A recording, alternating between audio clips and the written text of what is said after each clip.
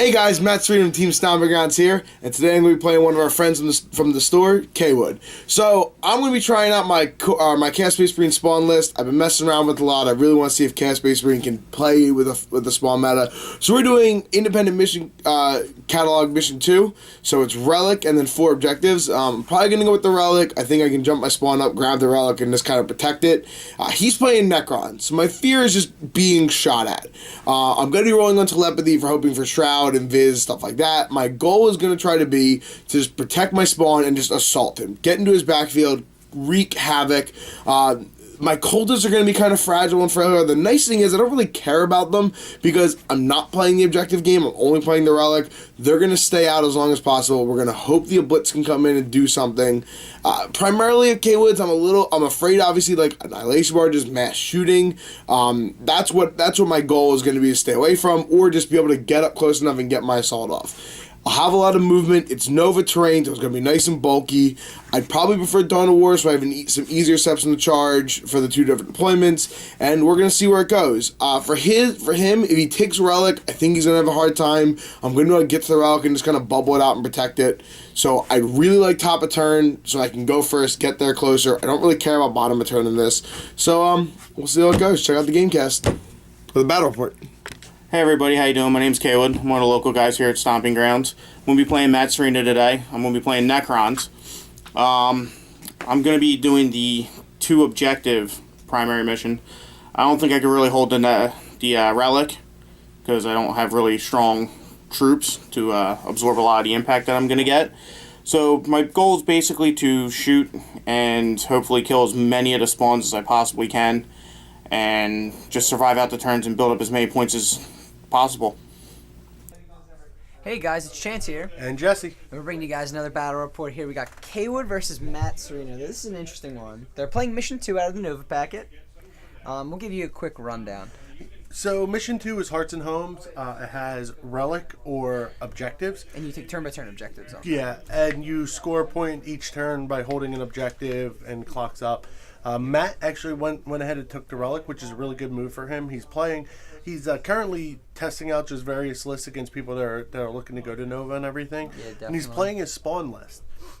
So in this army, he has 3 Chaos spawn units, one of which is Khorne with the Juggernaut Lord. And then 2 Nurgle ones with Sorcerer Lords with Mark and Nurgle. So Relic is really good for him because he's able to deploy 12 inches away from it, get up there on turn 1, and just pick it up on turn 2. And we've seen before how important it is to pressure the objective early, especially in a split objective game like this. I mean, it's one thing, I mean, all Matt cares about is just grabbing that thing. And he just wants to stay away. All he wants to do is survive, all he wants to do is hold it, that type of deal. Now, Caywood, on the other hand, he's playing a pretty standard Armor 13 wall, double command barge. He's running 2 Triarch Stalkers, 2 Ghost Arcs, and some Flyers. So, you know, it's definitely a better chance for him to run the other objective where he could just kind of sit there and accumulate his points as it goes. So you see, he's got 2 Ghost Arcs like pretty much right on top of objectives. And he's just gonna sit there and try and accumulate his max points as early as. And Matt went ahead here and he reserved all of his troops. So he has 6 units of Chaos Cultists in his army. Plus 2 units of Obliterators, and he just basically reserved all them. He went, okay, I have my spawn. Yeah. Your shooting's going to be very ineffective against me.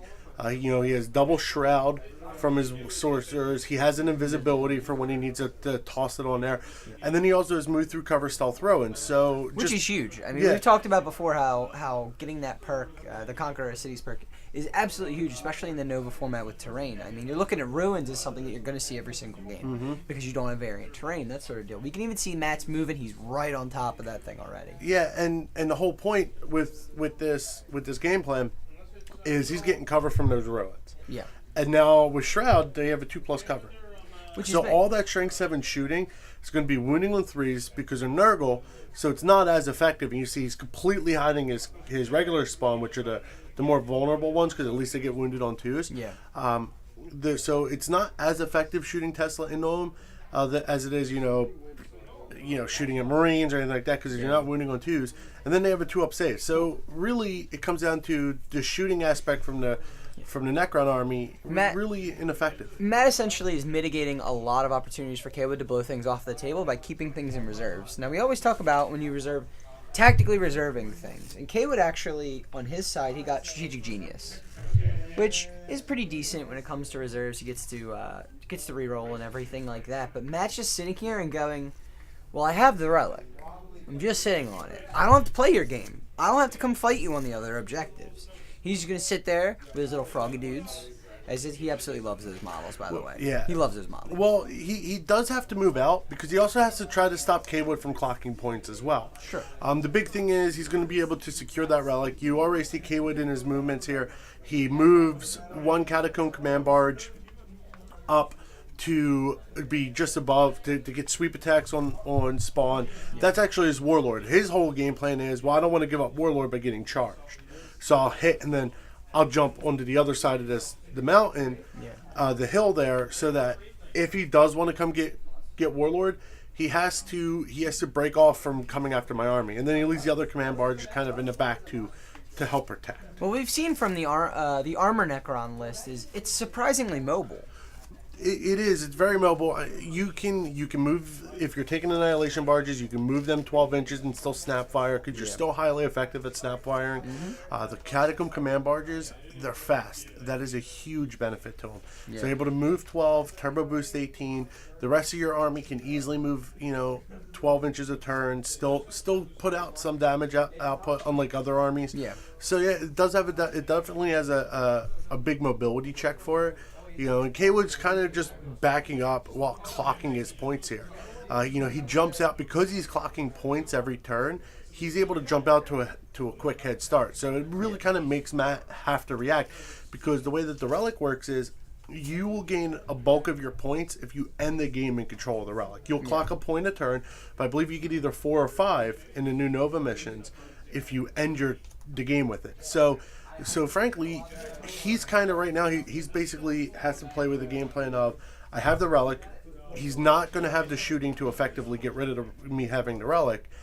I need to stop him from clocking points. How do I do that? Well, I got to go after, Ghost Arcs, kill off the Ghost Arcs, things like that, and then get rid of his objective secured. So the only thing he has sitting on him, I can contest with. Yeah, which is huge. I mean, we talked about the changes in 7th to the objective secured, that sort of thing. And we see Matt actually kind of getting aggressive and moving those spawn up there. What do you think of the move? I mean, he kind of has to, like we said, pressure objectives, that sort of thing, but is it the right move to move those there? So the spawn, it's actually a really weird matchup.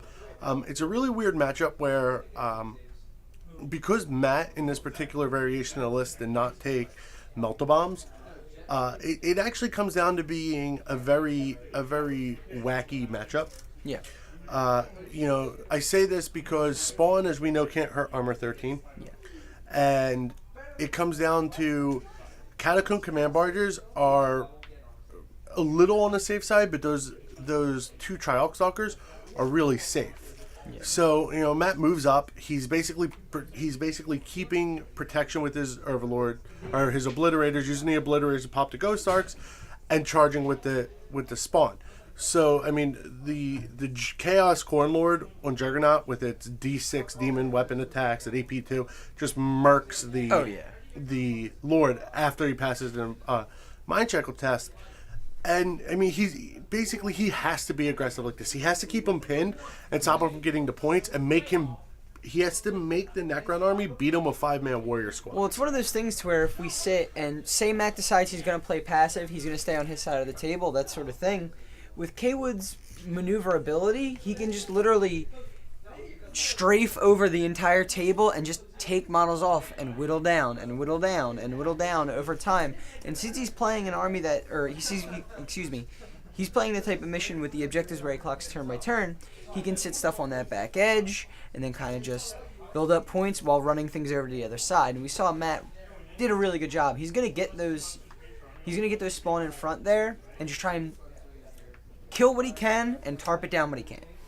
Which is absolutely huge. It's the Triarch Stalkers, even if they do get into combat with things, which, Caywood charges here, kills off most of the obliterators.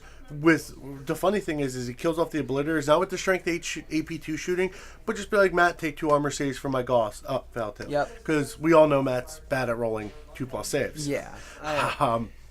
But so he ties them up. But here's a big thing: Caywood is running Ghost Arcs. He's running Warriors. A big synergistic piece for his army is those Triarch Stalkers, and he has to sacrifice that synergy to tie up those spawns so he could try to keep clocking points. We've talked about before feeding your opponent models, that sort of thing, and buying turns is absolutely huge, especially in a mission where you score turn by turn, because you never know when the game's going to end. You can kind of play for it to go long, you can play for it to go short, but you need to get your points in where you can. Mm-hmm. And it's absolutely huge that you essentially take the economy of every single turn and make sure if you can starve an opponent of any resource, it's absolutely huge. So we see here the rest of Matt's reserves come in. Yeah. His obliterators actually get a perfect scatter. He puts them up on the hill to kind of protect them in case they do scatter. And they scatter perfectly next to the command barge, more than an inch away. But this is at the end of the day, this still comes down to being the strength of those command barges. Because a big thing that people don't realize is if you shoot anti-tank weapons at a command barge, the Lord, who's most likely not getting instant killed because he's T5 and there's not a lot of strength 10 anti-tank. Yeah. Is going to take those wounds, those 3-up invulnerable save, and then small arms fire, which would kill the Lord. Everything just goes on right to the barge. To the Arbor 13. Yeah, it's absolutely huge. We talked about another thing with the changes in 7th edition, where the changes to these command barges, and we sat around before everything going, are these good now? I think these are good now. And then that's sort of the thing we can take. Whenever you can have choices that your opponent doesn't have as well, it's absolutely huge. We can see he's going to move those spawn over. This is actually... So this was originally a move Matt was thinking about doing, and then he actually doubles back because he realizes how far that charge is, and whereas he could make it, he's actually worried about, if he does make it, dropping the relic on the one spawn that has the relic. So he goes for the much safer charge, which is just the warriors that are right there on the objective. Either which way, he's still netting the exact same result. He's still killing an objective secured unit off of an objective to stop him from clocking points. So in the combat, the charge is in, he kills off the unit. Now you have the spawn unit with the relic just sitting here. Yeah. But it's sitting in a great position. It doesn't have to actually move anymore because it's in such a position that Caywood has to dump all of his firepower into it, but it's invisible. So he's not going to be great at dumping it. Plus, it has Shroud. And it's sitting in such a position that if he wants to dump what firepower he has left, which is those flyers, then that's it. They're going to be there. They're going to get one turn of firing, and they're going to be out of position to participate. Rolling when you only hit on 6s, is so rough. We talked about invising units, and especially you can obviously see that Matt has the Psyker advantage in this game, and we talked about that. When you're going to go to a competitive tournament, you're going to be playing against lists that heavily are based on psychic powers. We see all the demons. We see Grey Knights being awesome with getting their dispel dice, that sort of thing. This phase isn't figured out completely, so you really have to, when you go into making an army list, you have to go, in some matchups, do I just give away the psychic phase? So here's a big thing. So Caywood's actually trying to figure out how to move his chariot. And he was a little unsure on how the rules actually work for it, which is why you see my beautiful bald head there.